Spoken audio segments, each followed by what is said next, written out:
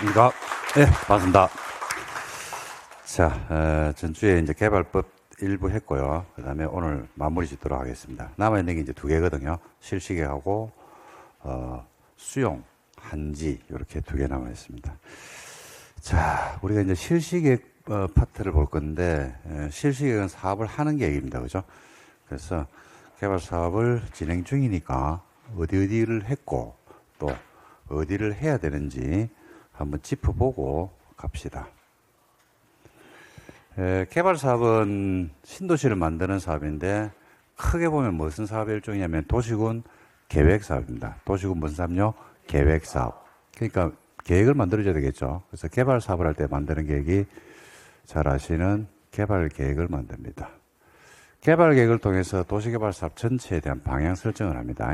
개발 계획에는 사업의 명칭, 위치, 규모, 목적, 시행자, 시행 방식, 인구 수용 계획이나 토지 이용 계획들, 보건복지시설, 원형지, 그죠?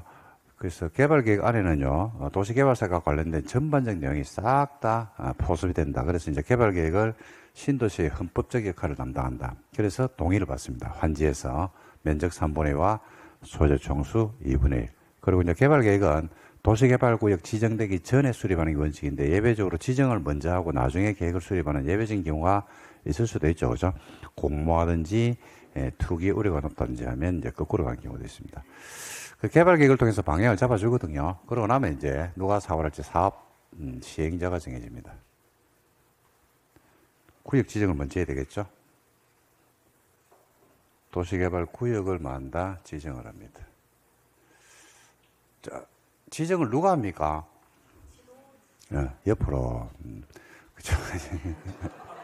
아니, 맞아. 시도 대도시, 맞아. 원칙은 시도 대도시, 맞아. 안 틀렸어, 맞아. 맞아. 괜찮아. 맞아요. 맞췄는데 왜 그래요? 근데 옆으로가 먼저 생각나는 게 맞다, 이거지. 옆으로 해놓고, 시도, 대도시, 예외, 국자, 이렇게 가는 겁니다. 그리고, 지정이 됐거든요. 지정이 되고 나면 지정된 지역 안에서 누가 사업을 할지 사업을 할 주체, 사업 시행자가 정해지겠죠. 사업 시행자 이제 크게 나누면 공공부문의 사업 시행자도 있고 민간도 있고 그죠. 그다음에 이제 사업 시행자에서는 논점이 이제 어떤 논점들이 있냐면 도시개발 사업 전부를 환지로 할 때 사업 시행자가 소유자나 조합이 되는 게 원칙인데 예외적으로 일정 사회가 발생하면 지자체 등이 되는 경우도 있고 시행자가 변경되는 경우도 있고 그 다음에 사업을 대행하는 경우도 있고 또 위탁하는 경우도 있고 신탁하는 경우도 있고 굉장히 다양한 경우가 있거든요. 그 개별 경우마다의 케이스 내용들을 파악을 하고 계셔야 됩니다. 자, 시행자가 정해지거든요. 시행자에서는 단연 시험 문제가 압도적으로 많이 나오는 거는 조합이 많이 나옵니다. 그래서 작년에도 시행자 파트는 2개 나왔거든요. 요즘은 시행자가 옛날에 하나였는데 2문제를 많이 내고 있습니다. 그러니까 정리를 하면 되고요. 시행자가 이제 만드는 게 사업을 해야 되니까 만드는 게 사업을 실시하는 계획. 지금 우리 배우려고 이제 책을 펴놓고 있는 게 실시계획입니다. 실시계획은요, 뭐의 줄임말이냐면 사업 실시계획입니다. 사업을 하는 계획이 아주 뭐 별말 아닙니다. 그냥 실시계획이 이상한 말이 아니고 그냥 하는 계획입니다. 사업을 하는 계획. 사업을 하는 게. 여행 갈 때 만드는 게 뭐예요? 여행 계획이죠. 공부할 때는요. 공부 계획을 만들고 똑같죠.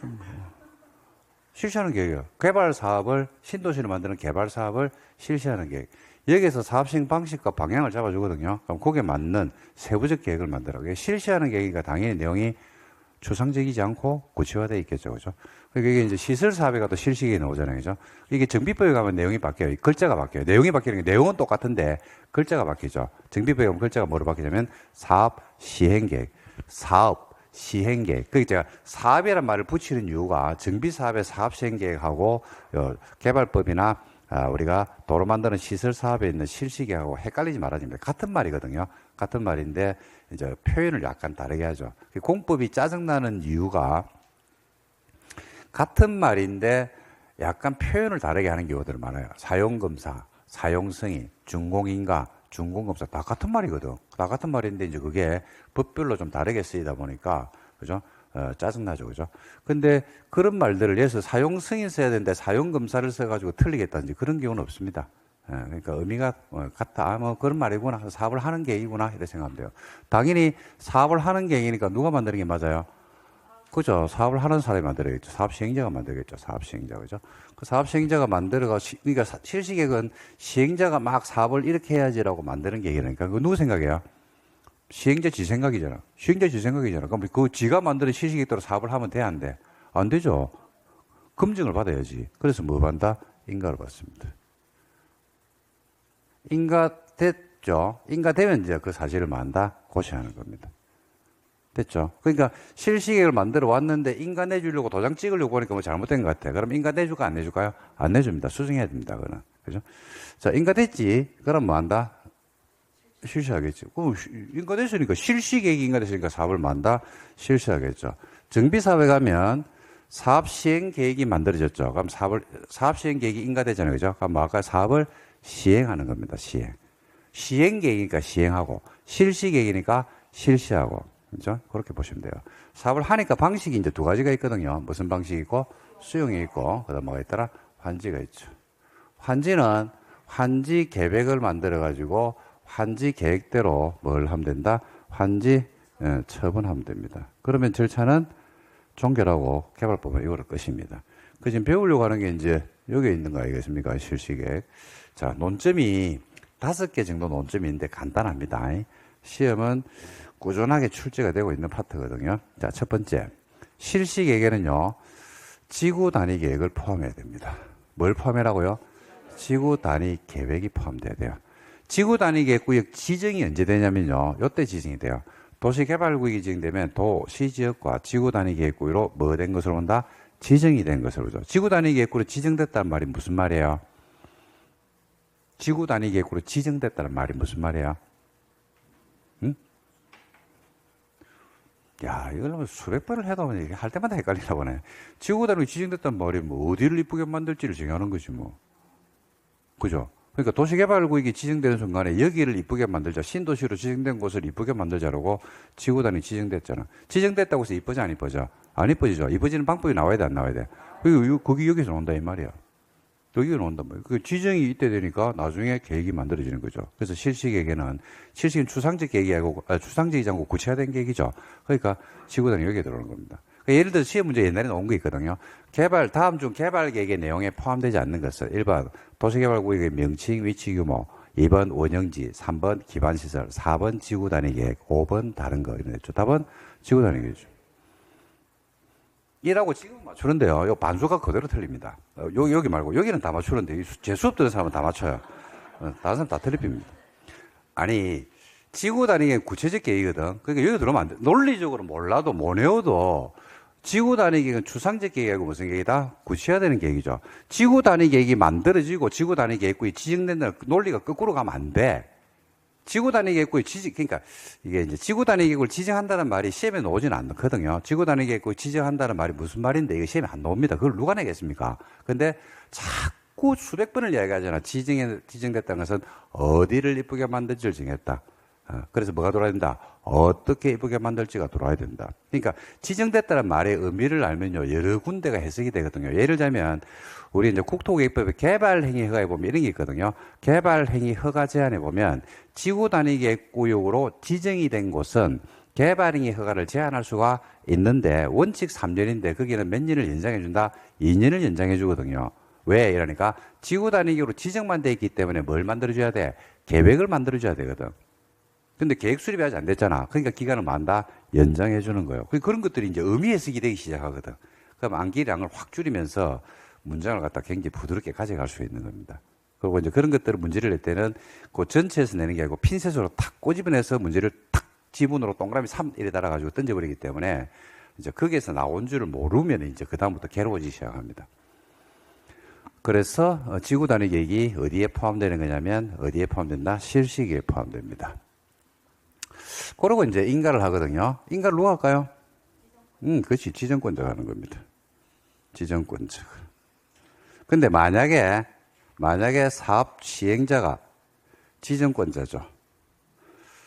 그러면 지정권자가 사업 시행자니까 실시계획을 만들 겁니다. 근데 이걸 누가 하죠? 지정권자가 하죠. 즉 본인이 만들어서 본인이 인가한다는 이상한 논리가 성립되거든요. 그래서 지정권자가 사업 시행자일 때 국장인 지정권자는 시도 대도시한테 가고요. 시도는 누구한테 가고? 시, 군, 구한테 가가지고 뭐 한다? 의견을 듣게 돼 있습니다. 의견 청취를 하죠. 그 의견을 듣고서 해라. 누구기 때문에? 인가권자가 지정권자이기 때문에 그렇습니다. 이게 이제 세 번째 논점입니다. 세 번째 논점. 네 번째는 실시계획은 추상적이지 않고 구체화되어 있다고 했거든요. 그리고 실시계획의 내용에 관리계획으로 들어와야 될 사항. 실시계획 내용을 보니까 관리계획 8가지가 있잖아요. 8가지의 일부가 실시계획에 포함되는 경우가 있을 수 있다, 없다? 있다. 그럴 때는 관리계획에 입안결정 고시라는 절차가 없어도 관리계획이 뭐 된 것으로 본다? 결정 고시가 된 것으로 간주를 해버리고, 옛날에 만드는 관리계획의 내용하고 실시계획의 내용이 양자가 다른 경우가 발생할 수도 있겠죠. 그럴 때는 옛날에 만드는 관리계획은 뭐 된 것으로 본다? 변경이 된, 폐지 아닙니다. 폐지가 아니고 뭐 된 것으로 본다? 변경이 된 것으로 본다. 이렇게 나옵니다. 거기 네 번째 논점입니다. 그 다음에 실시계획 인가받았죠. 인가받은 사항을 변경하는 경우가 있을 수 있어 없어요? 있죠. 그럴 때는 무슨 인가를 받아라? 변경의 인가를 받아요. 근데 이 변경되는 사항이 경미한 사항일 수 있어 없어요? 있죠. 그럴 때는 생략할 수 있더라. 요 생략 사유에서요, 뭐 나머지는 우리가 알고 있는 일반적인 생략 사유 똑같은데 하나가 특이한 게 있습니다. 우리가 통상적으로 뭔가를 줄이고 감소하고 그 다음에 면적 같은 것들이, 면적이나 이런 것들이 바뀌긴 바뀌는데 그 범위가 경미할 때는 주로 생략할 수 있잖아요. 그죠? 근데 여기서 특이한 게 뭐냐면 증가하는데 생략하는 경우가 있어요. 사업비가 10% 사업비가 10% 감소될 때는요, 당연히 변경인가를 생략하는 것은 당연한 겁니다. 줄어드는 거니까. 그런데 10% 말할 때도 증가할 때도 10% 범위 안에서 정감입니다. 정감. 그래서 공법에서 생략하는 사유에서 유일하게 증가가 나오는 경우는 굉장히 이례적인데 요 실시계획에서 증가가 나와요. 그래서 그런 경우에는 생략할 수가 있다. 요 정도가 여러분들이 실시계획에서 시험에 나올 만한 내용입니다. 그러니까 시험에 나올 만한 지문들이 우리가 5개 지문인데 이게 한 6개 정도밖에 안 되거든요. 그러니까 문제가 이걸 넣으면 좀 뻔하다. 뭐 이렇게 이야기를 일반적으로 합니다. 자, 말씀드린 내용 한번 볼게요. 실시계획은 누가 만드는데? 그러니까 누가 만듭니까? 당연히 사업 시행자가 만들죠. 뭐에 적합하게? 개발계획에 적합하게 만들어. 그죠? 그러니까 개발계획은 제가 도시개발사업의 헌법이라고 했잖아요. 그죠? 개발계획을 위반하지 말고 개발계획 범위 안에서 실시계획이 만들어져야 된다. 이렇게 논리적인 얘기죠. 그 다음에 실시계획에는 뭐가 포함되라고 했어요? 지구 단위 계획이 포함되라. 좀 전에 했죠. 그죠? 그리고 인가를 누가 하냐면, 누구 인가 받아요? 지정권자인 겁니다. 누구 인가한다고요? 지정권자. 다만 다음에 경미한 사항의 변경인가는 맞아. 변경인가를 막을 수 있다? 생략할 수 있죠.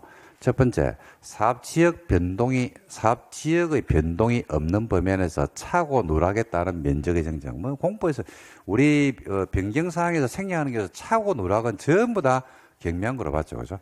또 허용되는 오차를 반영하기 위한 변경 이런 등등은 무수히 우리가 봤습니다. 그리고 사업 시행 면적 10% 범위 안에서 뭐합니까? 감소하죠. 감소. 줄이죠. 그럴 때는 경미한 거로 봅니다. 그리고 사업비가 10%죠. 10%인데 사업비입니다. 10% 범위에서 뭐가 나옵니까? 정감이 나옵니다. 정감. 요 포인트가 이제 정에 포인트를 두셔야 됩니다. 정가하는 경우도 경미한 거로 보더라. 그 다음에 관리계획 변경이나 지구 단위 변경됨에 따라서 관리계획이나 지구 단위 바뀌었어요. 그럼 현재 있는 실시계획과 불일치가 발생할 수 있어 없어요? 있죠. 원래 일치했거든요. 원래 일치했는데, 그죠? 어저께 관리계획이나 뭐가 바뀌었다? 지구 단위 바뀌었어요. 그러니까 현재 있는 실시계획과 불일치가 발생하는 거지. 그러면 바꿔야 돼, 안 바꿔야 돼? 바꿔야 되죠. 어쩔 수 없이 바꿔야 될 거 아닙니까? 자, 그래서 그때는 생략할 수 있죠. 그러니까 이게 지금 문장이 특이한 문장은 하나도 없습니다. 우리가 지금까지 생략 사유를 봤던 거하고 거의 논리 구조는 똑같이 가는 거거든요. 근데 이제 체크할 거는 이거 하나밖에 없죠. 정답. 정답 하나만 체크하시면 되죠. 근데 이제 문제는 어디서 발생하냐면 이런 거 놓을 때마다 계속 줄치고 빨간색 칠하고 외우고 그게 논리가 똑같다는 걸 모르고 이제 하기 시작하면 이게 한두 개 외울 때는 괜찮거든요. 근데 이게 5개, 6개, 7, 8, 9, 10개가 딱 되는 순간에 이제 머리가 터져버립니다. 그러고 그때 다 외우고 나면 이제 그다음부터는 시험장 나오면 그건 무조건 틀립니다. 무조건 틀리게 돼 있습니다. 외우면 틀려요, 그거는. 틀릴 수밖에 돼 있어. 헷갈리게 돼 있어. 시험 치는 날은요, 무조건 많은 날이다? 헷갈리는 날입니다. 10년을 공부해도 시험 치는 날은 헷갈리는 날. 정리가 다 끝났을 때 시험 치는 날은 안 옵니다. 시험 치는 날은 무조건 헷갈리는 날이다. 그래서 그 전에 미리 정리가 다 돼야 된다. 그래서 정리는 다른 게 아니고 아까 말씀드렸듯이 다른 데서 바뀌어가지고 어쩔 수 없이 바꿔줘야 되는 것들, 그다음에 경미한 상황의 변경, 그다음에 차고 누락, 그다음에 불일치를 일치 뭐 등등은 계속적으로 좀 나오는 문장들이거든요. 예, 그런 것들은 당연하네 이런 식으로 넘어가주면 좋지 않을까 이렇게 생각합니다. 그다음에 의견 청취가 있다고 했죠. 만약에 지정권자가 실시계획을 작성을 하거나 인가를 하는 경우에는 그죠? 국장일 때는 누구한테 가서 시도 밑에 갑니다. 밑에 가서 의견 듣고, 시도일 때는 누구한테 갑니까? 시군구한테 가서 의견을 들어야 한다 이런 거죠. 요 똑같은 문장이 여러분들 어디 가면 나올 거냐면 나중에 토지 공급 파트에 가면 한 번 더 나올 겁니다. 토지 공급 파트에 가도 지정권자가 승인을 하는데 지정권자가 토지 공급을 할 때 토지 공급 계획에 대해서 승인을 하는데 그때 국장일 때는 시도 대도시 의견 듣고 시도일 때는 시군구 의견 듣는단 말이 조금 있다가 한 번 더 나올 겁니다. 조금만 기다리세요. 그 다음에 효과가 있죠. 실시계획 효과로서 실시계획은 추상적이지 않고 뭐라고 했습니까? 제가 구체화되어 있죠. 그래서 실시계획에 관리계획의 일부 사항들이 포함될 수가 있다 없다? 있다. 그러면 관리계획 입안 결정 고시는 절차를 별도로 거칠 필요는 없고 관리계획 결정 고시가 된 것으로 본다라고 했죠. 실시계획을 고시한 경우에 이 문장 통으로 나봐야 돼요. 그 내용 중 관리계획으로 결정한 사항은 관리계획 결정 고시가 된 것으로 본다. 하지만 옛날에 관리계획으로 결정된 사항하고 실시계획으로 고시된 사항하고 양자가 많은 경우에 따라 다른 경우에 있어요. 충돌한 경우가 있죠. 그럴 때는 실시계획이 고시된 내용으로 옛날에 만드는 관리계획은 뭐 된 것으로 온다? 변경입니다. 폐지 아닙니다. 폐지 아니다. 폐지로 내면 틀린다. 폐지 아니다. 변경된 것으로 간주를 해버린다. 간주. 그러니까 원래 변경하려고 그러면 어떤 절차를 거쳐야 돼요? 그렇지. 입안 결정 고시는 절차를 거쳐야 되죠. 근데 그 절차를 거친다는 얘기입니까? 생략한다는 얘기입니까? 그렇지. 잘한다. 생략한다 이 말이죠. 이렇게 해서 전체를 기억하면 됩니다. 그리고 지정되면 이와 같이 관리계획의 일부 사항이 의제가 되니까 어디에서 이제 그런 관리계획의 일부 사항이 의제되는지를 도면을 통해서 알려줘야 되겠죠. 그래서 지정도면을 하면 됩니다. 사업시행 기간안에 하면 됩니다. 이거는 됐습니다. 그 다음에 의제. 의제 사항이 있으면요. 요거는 동그라미만 치놓을래요. 20일 안에 답변을 해줘야 됩니다. 다른 행정기관의 장과 협의하는 경우가 있거든요. 그때 협의 요청을 받은 기관의 장이 의제받는 사항들이 있을 때는 전부 다 20일입니다. 건축법은 며칠이냐면 15일입니다. 나머지는 대부분 20일. 정비법에 가면 10일짜리하고 30일짜리가 있거든요. 근데 그걸 무시하시고 일단 여러분들 머릿속에는 며칠이 돼서다 20일이 됐습니다. 나중에 9월 달에 한번 모아드릴 겁니다. 싹 다 모아가지고 한번 싹 정리해 드릴 겁니다. 이거 동그라미 해놓으세요, 그냥. 지금 해봐 소용없습니다. 이거. 체크해 두시고요. 사업시행 방식은 뭐 정해져 있잖아요, 그죠? 시행 방식은 시행자가 정하는 겁니까? 법에서 정해져 있는 겁니까? 그죠? 법에서 정해져 있죠. 시행자가, 야, 우리 수용하자라고 해서 지금 마음대로 수용하고, 야, 우리 환지하자라고 해서 마음대로 환지하고, 야, 우리 혼용하자라고 해서 마음대로 혼용하는 것은 아니잖아요, 그죠? 그 시행 방식은 사업의 목적이 뭐냐에 따라서 정해져 있다. 그래서 우리가 제일 많이 보는 게 이제 수용이잖아요, 그죠? 수용은 이런 경우는 수용을 해야 돼요. 택지의 집단적 조성이나 공급이 필요한 경우가 있거든요. 이럴 때는 수용을 해야 됩니다.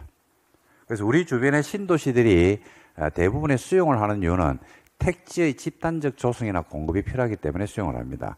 그럼 반대석도 가능하거든요. 이거는 법 조문에 없는 문장인데 집단적이지 않고 소규모야. 그럼 뭐 하겠습니까? 그거 환지하는 거예요. 그 환지는 여러분 환지로 신도시 만드는 거 혹시 보신 적 있는 분? 없나? 많이 하거든요, 환지. 저는 많이 봤습니다. 저는 많이 봤는데, 환지는 규모가 좀 작아요. 규모가 좀 작은데, 우리가, 왜냐면 요 때문에 그래요. 집단적이지 않을 때는 뭘 한다? 집단적이면 뭘 해야 되고, 수용이죠. 그 집단적이지 않으면 환지를 한다. 이렇게 이제 보시면 되겠습니다. 그래서 환지도 많이 합니다. 실제로 많아요. 많고, 환지에 투자하는 분들도 많습니다. 수익률이 좋은 데는 굉장히 좋습니다, 환지는. 왜냐면 환지를 갖다가 주거지역 상업지역에서 하지는 않거든. 주로 어디에서 하냐면 허벌판에서 하겠죠.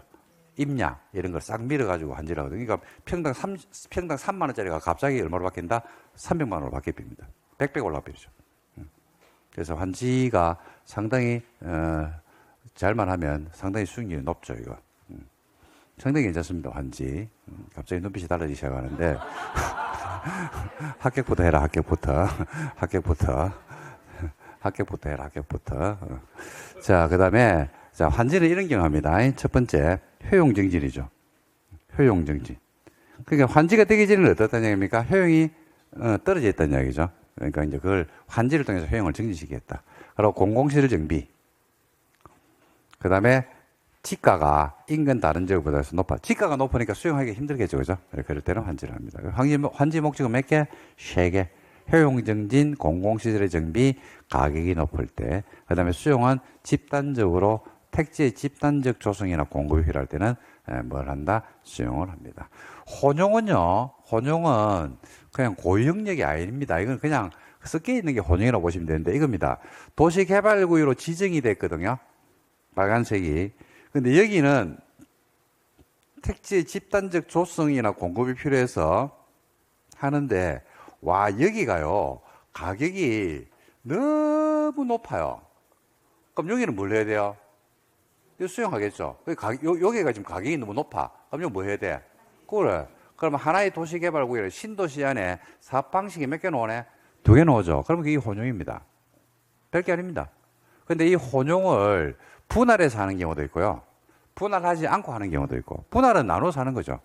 분할하는 것은 나누지 않고 하는 겁니다. 아무 의미 없습니다. 글자가 되면 분할은 나누는 거, 미분할은 안 나누는 거. 그죠?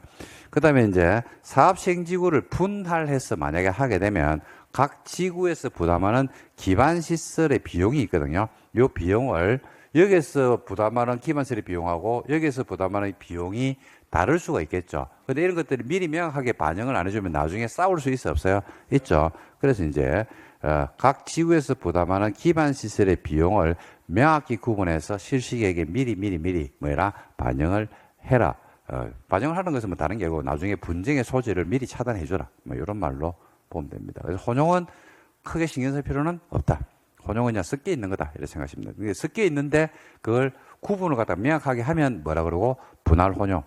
그 명확하게 구분 안 하면 미분할 혼용. 뭐 이렇게 여러분들 보시면 됩니다. 그 다음에 사업 시행 방식을 바꿀 수가 있나요? 없나요? 있죠. 바꿀 수 있다 없다. 작년에 나왔죠. 있다 없다. 있다. 있다 없다만 하시면 돼요. 있다 없다. 있다. 어떻게 바뀌는데? 여기 나왔죠. 작년에. 오늘 작년에 시험 치기 전에 몇 번 잡아드렸는데 그대로 나와버렸습니다. 자, 이렇게 바꿔요. 한번 보실래요? 사업시행자는 도시개발구역이 지정되고 나서 사업시행 방식을 바꿀 수 있다 없다? 있다. 바꿀 수 있어요. 자, 어떻게 바뀌는지를 한번 볼 건데, 공공부문의 사업시행자가요, 공공부문의 사업시행자가 수용을 뭐로 바꾸네요? 환지로 바꿔요. 혼용을 뭐로 바꾸고? 환지로 바꾸죠. 그리고 모든 사업시행자 뭐 빼고? 조합 빼고 수용을 뭐로 바꾼다? 혼용을 바꾼다. 조합은 왜 뺄까요? 그렇지. 뭐를 바꿉니까? 수용해서 바꾸잖아요, 그죠? 그 조합, 수용에서는 조합이라는 게 있을 수 없죠. 그러니까 이제 조합 빼고 수용 방식. 그죠? 그래서 이렇게 바꾸는 겁니다. 이게 이제 변경되기 전이고, 변경되는 후인데, 자, 요걸 외울 필요는 없고요. 요걸 외울 필요는 없고, 저처럼 뭐 맨날 수업하는 사람 외워야 되는데, 이러면 필요 없습니다. 자, 결론 말게요. 결론은, 변경되고 나서 수용으로 바뀌지는 않습니다. 이거 말문데, 변경되기 전에 환지를 바꾸진 않아요. 2개 말하면 돼요. 끝.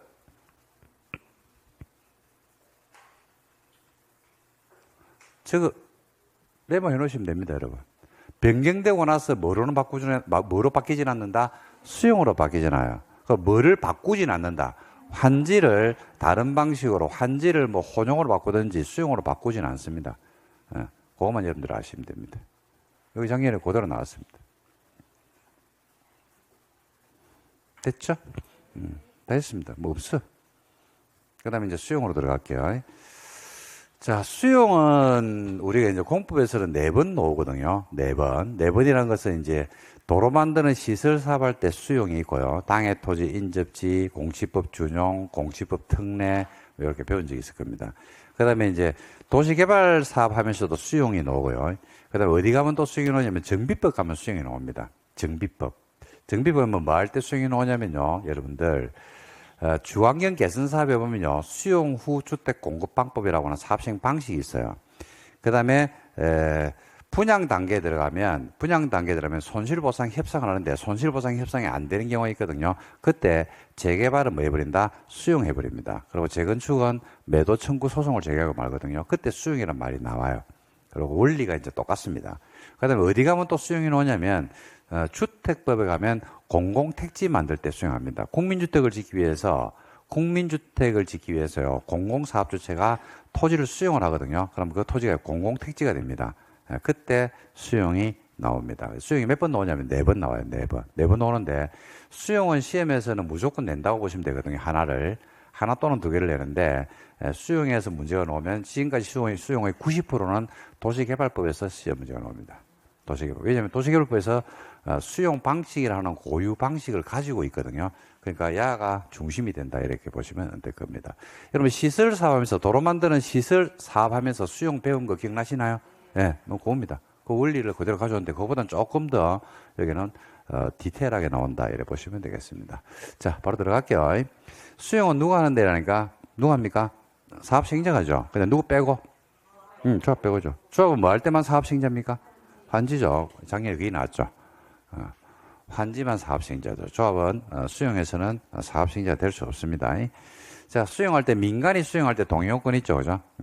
민간이 모든 사업 시행자, 조합을 제한 모든 사업 시행자가 수용을 할 수 있는데 그 중에서도 민간 사업 시행자가 토지를 수용하려 그러면 면적 3분의 1을 뭐하고 소유해야 됩니다. 소유하고 소유자 총수 얼마? 2분의 1 동의를 받는데 이거 면적 3분의 1을 소유하고 소유자 총수 2분의 1 동의를 받는다는 게 우리가 이제 대체적으로 알고 있기는 이런 동의 요건을 많이 받잖아요. 그죠? 면적 3분의 2와 and 소유자 총수 2분의 1인데 3분의 2인데 3분의 1을 뭐라고 되어 있습니까? 소유하라고 되어 있거든요. 근데 이 면적 3분의 1을 소유하고 소유자 총수 2분의 1 동의를 받아라는 이 요건하고 똑같은 요건이 하나가 있어요. 그죠?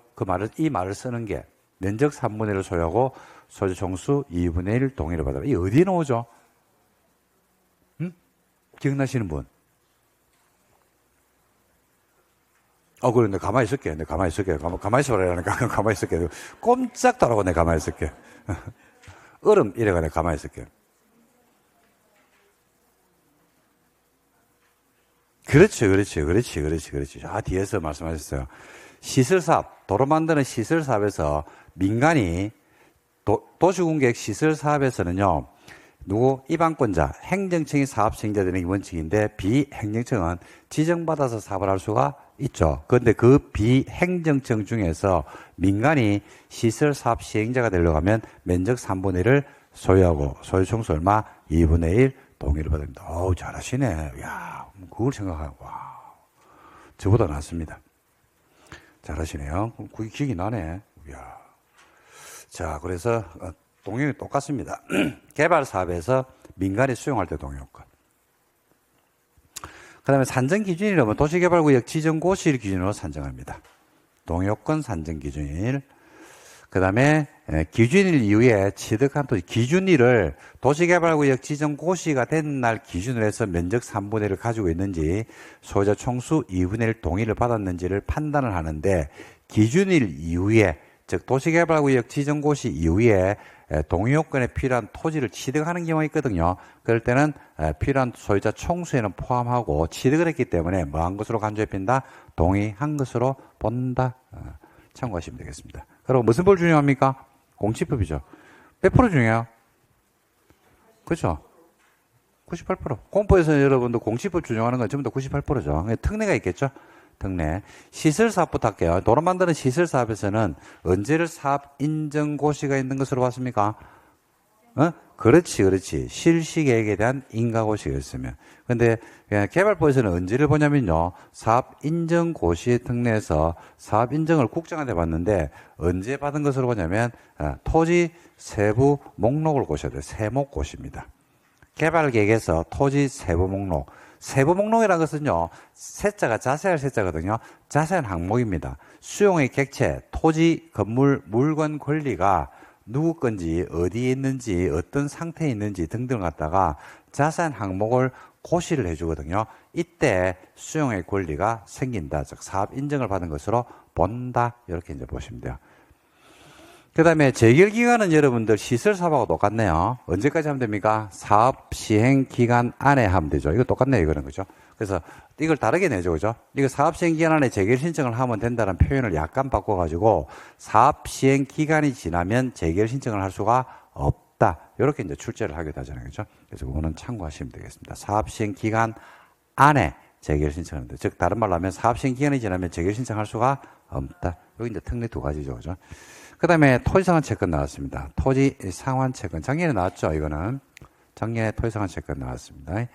자, 토지상환 채권은 시험에서 뭐 보다시피 기출문제를 보시면 상당히 빈출합니다. 공법은 여러분들 채권이 4개 있거든요.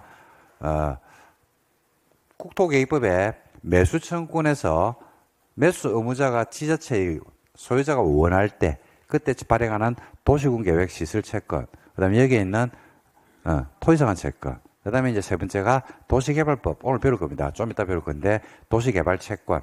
그 다음에 이제 주택법에 가면 있는 주택상환사채 4개가 있는데, 4개 중에서 시험은 1개를 웬만하면 낸다라고 생각하고 보시면 됩니다. 뭐가 나올지는 이 출제가 굉장히 불규칙 바운드를 띄거든요. 그러니까 어떨 때는 문제를 갖다가 한 동네, 한 채권을 가지고 집중적으로 냈다가 또 막 한 5년 동안 안 냈다가 막 그렇게 하기도 하니까 4개 전부 다를 정리를 하고 계셔야 됩니다. 채권의 시험 문제는요, 채권의 시험 문제를 놓으면 권한자입니다. 권한자. 누가 통제를 할 것인지, 이런 등등. 그 다음에 그 각 채권이 가지고 있는 특징, 이런 것들이 이제 논점이 되는데, 여기 지금 보면요, 토지 상환 뭡니까? 채권이죠. 공부에서는 이거는 여러분들 뭐 수업을 지금 뭐 요약집 수업이니까 정규과정을 다 들었으니까 어떤 글자가 포인트입니까? 그렇죠. 상환자가 제일 중요하죠. 그죠? 상환자. 공부에서 상환자가 들어가는 말이 2개 있거든요. 주택 상환사채, 토지 상환채권. 상환자가 들어가면 전부 다 무슨 정권이더라? 기명정권입니다. 기명정권. 그 기명정권의 특성을 그대로 가져가죠. 그래서 양도 할 수 있다 없다? 있다. 없다가 아닙니다. 불가가 아니고 양도할 수 없는 게 원칙이에요. 기명정권에서 양도가 안 되는 게 원칙인데, 예배적 사유에서는 양도할 수 있다. 양도할 때 어디에 이름을 적어내야 된다? 그게 원부에 적어야 돼요. 원부. 그리고 대항하려고 그러면 어디에 적어야 되고? 채권. 그게 이제 기명정권이 가지고 있는 공통 특성이거든요. 그거는 여러분들이 이미 숙지하고 계신 내용입니다. 자, 토지상 채권 한번 정리는 제가 해드릴게요. 자, 볼까요?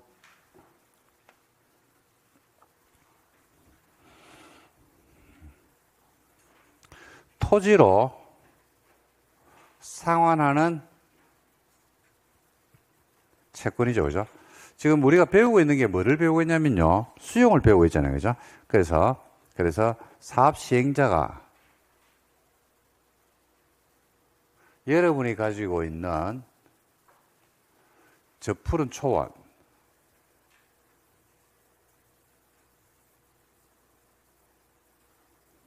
을 수용을 할 겁니다. 20억짜리를.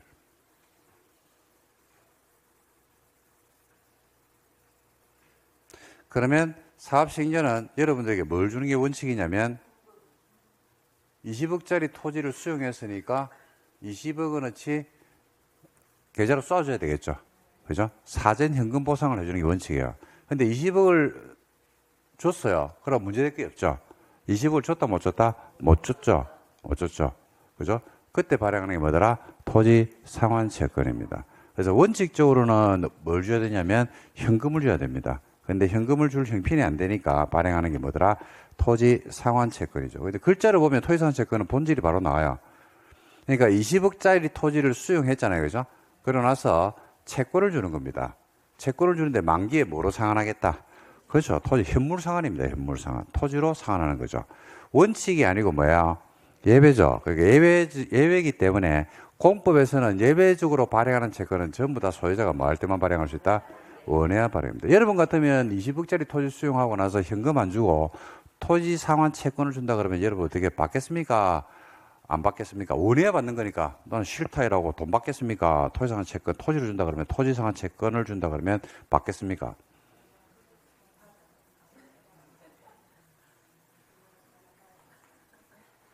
그죠? 아니, 한번 생각해봐요. 내 같으면 받겠다, 안 받겠다? 자, 그 다음에. 아니, 아니, 받을 수도 있고, 뭐, 그거는 뭐, 가치 판단의 영역이 있어가지고, 선악의 기준이 있는 것도 아니고, 뭐, 각자 가치 판단의 영역이기 때문에, 니 같으면 어떡하냐고? 저는 당연히 받죠. 당연히 받죠. 돈 받아 말라고. 그죠? 왜냐면, 신도시가 만들어지면 그 토지 살려고 경쟁이 엄청나게 치열한데, 토지 살려고 난리인데, 토지 준다고 하는데, 그거 땡큐 아닙니까? 당연히 받지, 그거는. 안 줘서 문제죠. 그러니까 주택공사에서 토지산 채권을 발행할까 안 할까? 안 합니다. 땅 장사하는데, 땅 장사해야 되는데 멀리 가다 채권을 발행해줘 토지를 준단 말이고, 팔면 더 비싸게 파는데. 바보가 안 하죠. 근데 이제 어디 가면 발행할 거냐면 토지 인기가 없는 곳에서는 발행하겠지 뭐. 그렇지 않겠습니까? 토지가 인기가 있어가지고 막 피가 올라가고 막 그런 데들은 안 하겠지 뭐. 그죠? 수도권에서는 잘 안 할 거고, 수도권이 아니고 이제 지방에서 인기가 별로 없는 것들이 있더라 그러면 그때는 뭐 할 수도 있겠죠. 그러니까 뭐, 토지채권을 무조건 받는다 이건 아닙니다. 무조건 받는다. 토지가 만약에 그 신도시가 만약에 인기가 있다라고 한다 그러면 당연히 받고, 에이고, 그거는 해봐야 아파트 지어봐야 입주도 안 하고 그 귀신들만 살고 있는 이상한 동네다. 그러면 안 받고 뭐 그러면 되겠죠. 그죠? 그래서 채권은 예외적으로 발행합니다. 그리고 채권 발행은요, 채권 발행은 토지 수용하는 대금의 전부를 지급하기 위해서는 발행할 수가 없습니다. 전부는 안 돼요. 전부는 안 되고 뭐만 일부만 됩니다. 이유는 간단합니다. 20억짜리 토지를 수용하고 20억짜리 채권을 발행하면요, 나중에 20억짜리 토지를 줄 겁니다. 그러면 이게 수용의 의미가 없거든요. 뭐하고 똑같다? 환지하고 똑같아요. 그래서 전부는 안 되고 어디를 지급하기 위해서? 일부를 지급하기 위해서 발행합니다. 자, 사업 시행자가 발행하기 때문에 민간 부분의 시행자도 발행할 수가 있고 공공은 당연히 발행할 수 있는데 민간이 발행했을 때 부도 우려가 있어요, 없어요? 있죠. 그래서 지급 보증을 받아야 되고 원칙이 아니고 예외거든요. 그래서 너 마음대로 하면 안 되고요. 통제를 받습니다. 승인을 받고 해야 돼요. 근데 이거는 뭐 도시개발법이니까 당연히 누구 승인을 받을까요? 그렇죠. 개발법을 모르겠다 이러면 전부 다 권한을 누가 가지고 있어요? 지정권자이겠습니까? 그죠? 그 지정권자 승인을 받아서 발행하면 됩니다. 자, 그 다음에 채권을 받았거든요. 그러면 얘는 이제 갑자기 채권자가 됩니다. 그리고 얘는 발행자이면서 채무자가 되겠죠. 채권은 반드시 뭐가 돌아야 만기가 돌아야 되거든요. 만기에 채무자한테 지급 제시를 합니다. 그러면 얘가 지급을 할 겁니다. 그러니까 만기에 지급 제시를 했는데 지급을 못 하면 그게 이제 우리가 그냥 흔히 듣는 부도났다 이렇게 이야기를 하는 겁니다. 그럼 지급을 하겠죠. 지급할 때는 도시개발 사업으로 전체 만들어진 토지나 건물이 있거든요. 그것의 지급 용도로 쓰는 게 얼마를 넘으면 안 된다? 2분의 1을 넘어서는 안 됩니다. 2분의 1 넘어서는 안 됩니다. 그리고 상환자가 들어가잖아요. 그죠? 상환자가 들어가면 좀 전에도 말씀드린 바와 같이 무슨 정권이더라? 김영정권. 김영정권이기 때문에 이름이 적혀 있거든요. 누구 이름이? 채권자 이름이 적혀 있죠. 그래서 채권을 발행할 때는 원부를 작성해야 돼요. 누구한테 채권을 발행했는지 원부를 만들어야 되고, 채권자인 갑은 이 김영정권이 토지상환 채권을 함부로 양수하면 된다, 안 된다? 안 되는 게 원칙인데 예외적 사유가 있으면 양도할 수도 있죠. 양도하려고 그러면 어디에 이름을 바꿔놔야 되냐면 원부에 갑의 이름이 채권자라고 적혀 있거든요. 근데 갑이 을에게 양도를 했죠. 그러면 원부에 을로 양도했다는 사실을 적어 넣어야 됩니다. 그래서 채무자가 채권자가 바뀌었네라는 걸 알 수 있다는 이야기죠. 그리고 양수받은 사람이 변제를 받은 방법, 즉 대항하는 방법입니다. 대항하려고 그러면 어디에 이름을 적어야 된다? 채권에 이름을 적어야 됩니다. 그러니까 대항력과 양도 요건이 다릅니다. 그러니까 양도하려고 그러면 양도 행위의 유효성을 주장하려고 그러면 어디에 이름을 적어야 되고 채권에 적어야 되고, 대항하려고 그러면 대항한다는 말이 무슨 말이에요? 대항한다는 게 한판 붙자 이 말입니까? 대항한다는 말 그 민법에 쓰잖아요. 권리주장이에요, 권리주장. 내 권리가 맞다라고 주장하는 겁니다, 주장. 그죠? 그러려고 그러면 어디에 이름을 적어야 된다? 채권의 이름을 적어야 됩니다. 여러분, 이제 처음 할 때 이제 법 공부할 때 그런 것들이 힘들죠?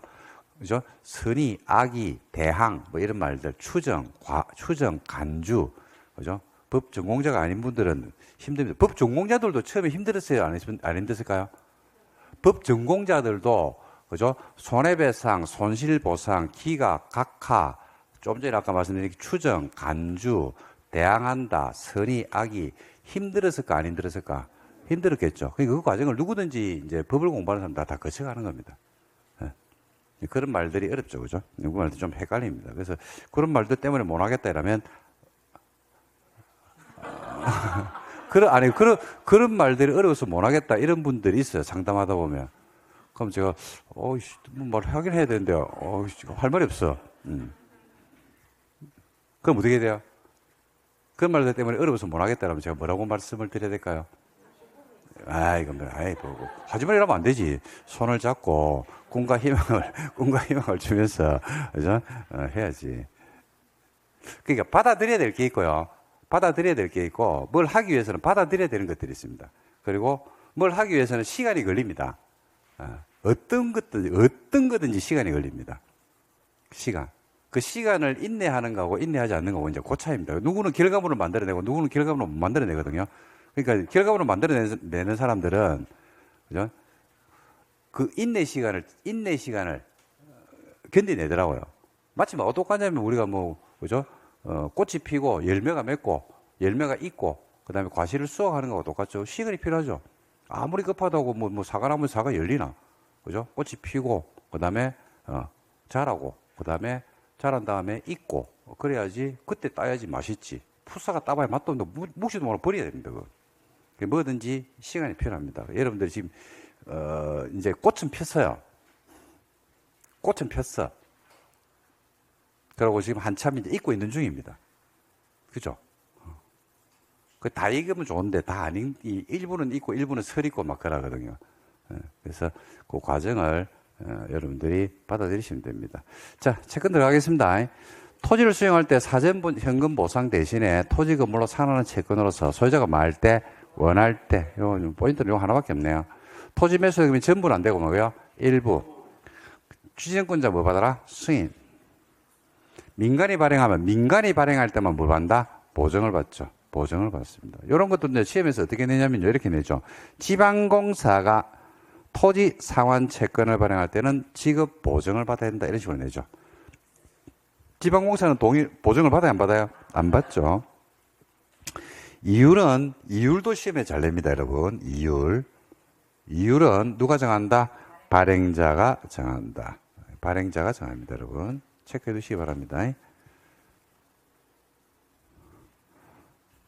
그 다음에 채권의 이전 나왔네요. 기명정권이다. 이건 알고 계시죠? 기명정권. 채권을 이전하는 경우입니다. 이전하는 경우에는 어디에 적어야 된다? 원부에 기재해 줄 것을 요청해야 됩니다. 그리고 대항이 나오죠. 밑에 대항. 대항하려 그러면 어디에 적어야 된다? 채권에 기재된다. 그죠? 취득자 성명과 주소가 어디에 기재돼야 된다고요? 채권에 기재가 됩니다. 채권. 그러니까 양도 요건하고 대항 요건하고 달라요. 됐죠? 그 다음에 발행 규모는 얼마를 넘지 말라고 했습니까? 도시개발 사업으로 만들어진 토지 건물에 얼마를 넘지 마라? 2분의 1 초과할 수 없다. 그 범위 안에서만 발행하면 되겠습니다. 됐네요. 그 다음에 원형지가 나오거든요. 원형지가 나오는데 요거는 그냥 한 방에 내 정리해 드릴게요. 자, 한번 보세요. 이건 토지 공급으로 같이 보시면 됩니다. 토지 공급으로 들어갑니다. 자, 토지. 자, 공급할게요. 자, 여기 저 푸른 초원이 있거든. 저 푸른 초원이 있는 겁니다.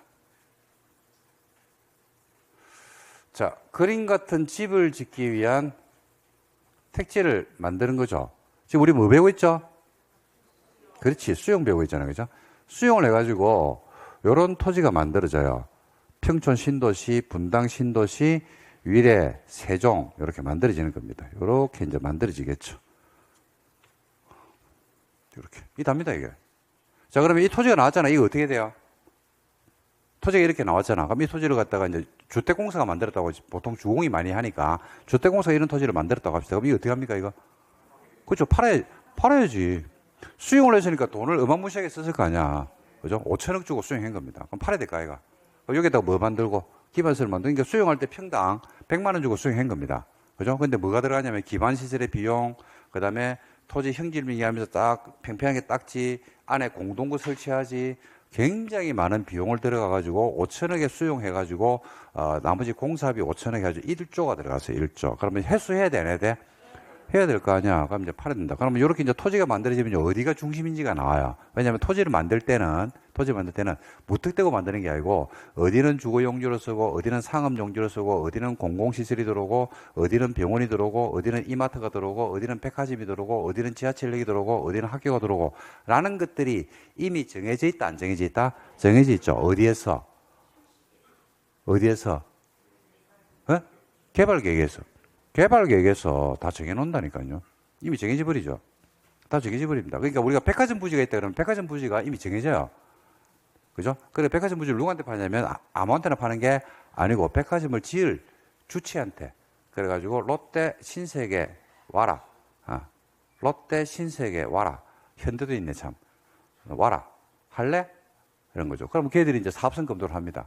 사업성 검토를 쫙 해가지고 할까? 요즘 백화점 잘 안 오는데 사람들 되겠나? 하면서 막 계산합니다. 그래가지고 요게 신도시에 들어섰을 때 언제가 또 적합한지 등등을 여러 가지 가격은 얼마인데 이렇게 해가지고 하는 거죠. 자, 이제 만들어지면 이 토지를 갖다 공급을 해야 될 거 아닙니까, 그죠? 공급을 합니다. 요 토지를 공급한다고 가정할게요. 자, 그러면 우리가 일반적으로 보는 방식입니다. 요 토지가 공급이 될 겁니다. 토지를 주택공사를 팔겠죠. 이거 어떻게 공급하는 게 원칙입니까? 공급방법. 그래, 경쟁입찰이죠. 그럼 신도시에서 토지 혹시 공급받아 보신 분 안 계시나요? 응? 없습니까? 경쟁입찰합니다. 최저 낙찰가를 정해주거든요. 얼마? 2,300만 원 이렇게 딱 정해줍니다. 그럼 그 이상으로 써내야 돼요. 그럼 그 이상 써낸 것 중에서 이제 낙찰 보고자 하는 사람들이 토지를 이렇게 본다고 가서 임장을 해가지고 어디가 괜찮겠네. 그러니까 토지를 잘 받아야 되거든요. 그리고 이제 코너가 좀 비쌀 거 아닙니까? 그죠? 그리고 위에서 딱 이렇게 본다고 보면, 야, 이 나중에, 이게 완전히 다 들어섰을 때 어디가 중심이 되고 어디로 사람이 모이겠네 하는 걸 쭉 이렇게 본다고. 그런 것들 여러분들 유심히 보시면 나중에 그게 돈입니다. 돈. 그죠? 그게 굉장히 돈이죠. 우리가 이제 그런 거 있잖아요. 그죠? 대로를 끼고 있으면 좋아요, 안 좋아요? 큰일 나죠. 대로를 끼고 있으면 대로가 있으면 차가 지나가는 자리는 사람들 안 와요. 차가 지나는 자리는 주차장이 있어야 돼요. 그러니까 차가 지나가는 데는 업무시설은 괜찮은데 상가는 안 좋죠. 찌약이죠, 찌약. 찌약이지, 그거는. 그죠? 그러니까 우리가 어디 들어가든지 상권은 어디에 생성됩니까? 대로에서 생성되는 상권은 없어요. 우리 대로에서 생성되는 상권이 어디 있노? 전부 다 어디? 뒤에 이면도로지. 자, 그래서.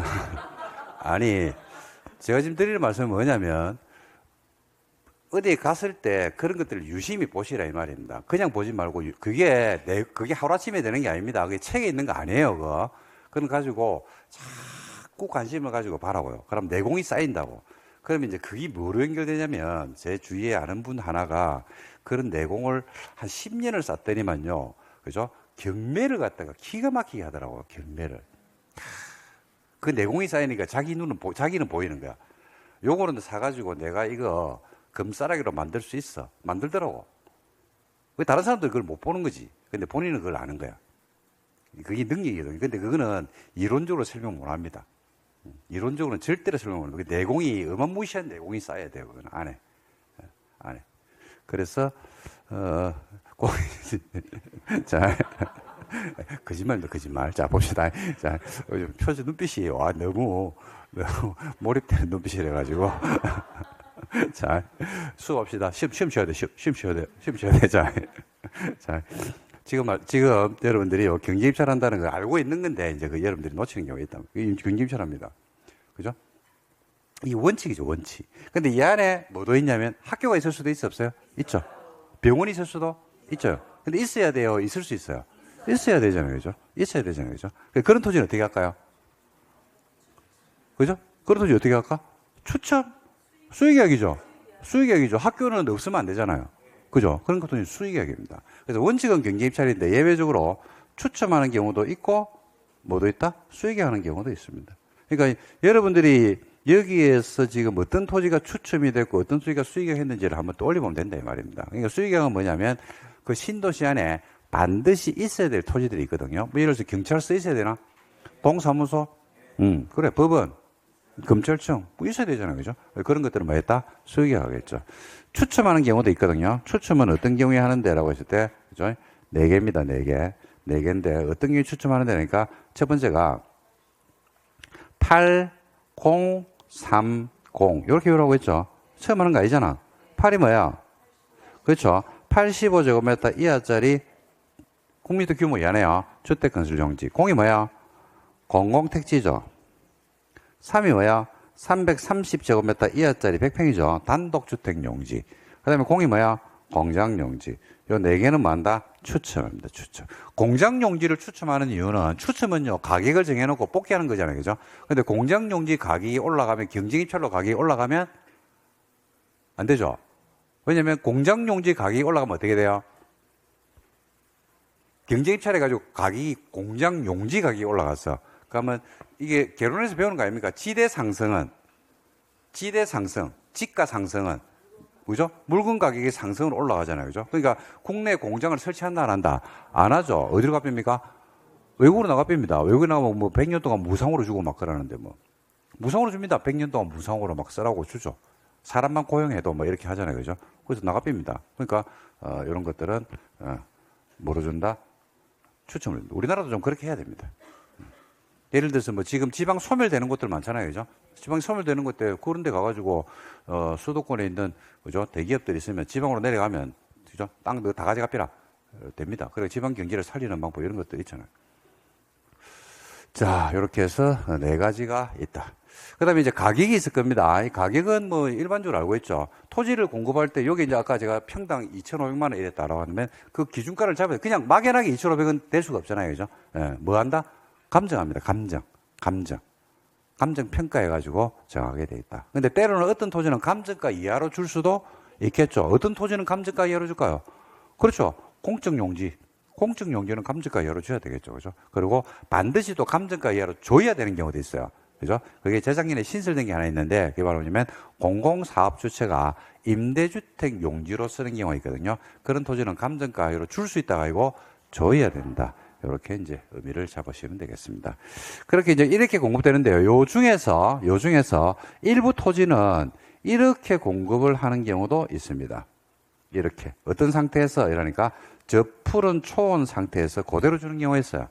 저 푸른 초원 상태에서 이렇게 공급을 하는 경우가 있습니다. 이걸 우리가 뭐라고 부르느냐라고 했을 때 이게 원래 요 형태였거든요. 원래 요 형태가 원래의 요 형태가 그대로 유지가 된다라고 해서 뭐라 불러요? 원형지라 불러요. 원형지. 이 원형지입니다. 원형지는 전체 신도시 면적이 얼마? 3분의 1 범위 안에서만 공급을 해야 됩니다. 얼마요? 3분의 1. 바로 원형지를 아무한테나 주면 특혜 시비가 붙을 수 있어 없어요? 있죠. 가격이 싸다 비싸다? 싸다. 왜냐면 가공을 안 했으니까 가격이 이제 저렴하겠죠. 그죠? 그러니까 아무한테나 주면 특혜 시비가 있기 때문에 아무한테나 안 줍니다. 그래서 원형지를 받는 사람을 원형지 개발자라고 부르는데 주로 누구한테 주냐면 공공입니다. 공공. 국가지자체 공공기관한테 줍니다. 사인한테 주는 경우도 있거든요. 사인한테 주는 경우도 있는데 공장용지나 학교용지로 할 때는 사인한테 주는 경우도 있다. 그리고 이제 주로 공공에게 주기 때문에 원형지 개발자를 선정하는 방식은 자, 일반 토지는 공급을 할 때 선정하는 방식이 뭐가 원칙인데 경쟁입찰이 원칙이거든요. 근데 원형지는 안 해요. 원형지는 경쟁을 안 합니다. 누구한테 준다고 했어요, 제가? 공공이 준다니까요. 그러니까 예를 들어서 한번 생각해봐요. 제가 요 토지를 경쟁입찰회가 낙찰을 받았다면 여러분들이 이상하게 봅니까? 아니면 저를 이상하게 보겠습니까? 당연히 보겠습니까? 당연하게, 샀구나. 그렇게 생각하겠습니까? 그죠? 근데 제가 원형지를 받았다고 이야기를 하면요. 여러분들이 저를 이상하게 보겠습니까? 당연하게 보겠습니까? 맞아. 그렇잖아. 그러니까 이 원형지는 특혜 시비가 있을 수 있다니까. 그러니까 원형지는 누구한테 준다? 공공에게. 근데 원형지를 갖다가 예를 들어서 안양시에서 받았대요. 서울시가 받았대요. 그럼 이상합니까? 당연한 겁니까? 그래. 법원에서 원형지를 받았대. 뭐 당연한 거 아닙니까? 그래서 원형지는 주로 공공에게 주는데 원형지 개발자 선정하는 방식은 입찰이 아니라고. 그래서 뭐한다? 수의계약이 원칙이에요. 수의계약. 단 학교나 공장 부지 같은 경우에는 원형지를 경쟁입찰로 합니다. 그러니까 원형지를 경쟁입찰한다는 것은요. 대한민국 전역에 경쟁입찰하는 건 알겠죠. 그죠? 경쟁 입찰을 하더라도 그런 것들은 지명 경쟁 입찰, 한정 경쟁 입찰, 어떤 일정한 요건이 되는 애들끼리만 경쟁을 붙인다 이거겠죠. 예를 들면 이거겠죠. 학교가 있어. 학교에 있으면 아무한테나 경쟁 입찰을 하진 않겠지, 원형지를. 제가 학교 부지를 받을 수 있겠습니까? 말이 안 되잖아. 그러니까 학교 법인들끼리 경쟁을 하겠지. 그러니까 학교들 보면요, 무슨 법인이라고 있잖아요. 걔들끼리 경쟁해가지고 이제 학교를 만들든지 뭐 하겠지. 그죠? 그래서 그럴 때는 걔들끼리 만다 경쟁을 시킨다. 이렇게 보시면 돼요. 그럼 원형지 공급할 때 가격이 중요한데요. 요 토지는 가격이 아까 감정가라고 했잖아요. 그죠? 요거는 원형지는 수익액으로 주기 때문에 감정한 것을 기준가로 놔요. 감정해보니까 1820만 원 맞다. 해놔놓고 뭐 한다? 최종 가격이 뭐로 정한다? 수익액이기 때문에 뭐로 정한다? 협의가 원칙입니다. 이 정도가 여러분들 원형지에서 아셔야 될 내용입니다. 그럼 원형지는 받아가지고 싸게 받는다고 했잖아요. 그죠? 이걸 홀라당 팔아비면 돼, 안 돼? 안 돼요. 안 돼요. 홀라당 팔면 안 돼. 몇 년 동안? 몇 년? 그렇죠. 그 대통령령에서 그걸 정해주는데, 원형지 계약을 체결한 날부터 몇 년? 10년. 또는 공사가 끝난 날로부터 몇 년? 5년. 중에서 빠른 기간, 빨리 도달하는 기간까지는 매각할 수가 없다. 이렇게 이제 보시면 되겠습니다. 이게 원형지 답니다. 요 정도가 여러분들이 공고 파트에서 확인하셔야 될 내용입니다. 자, 설명은 다 했고, 줄 쳐야 되는데, 좀 쉴까요? 네, 좀 쉬었다가 줄 치고 수용 환지로 넘어가도록 하겠습니다.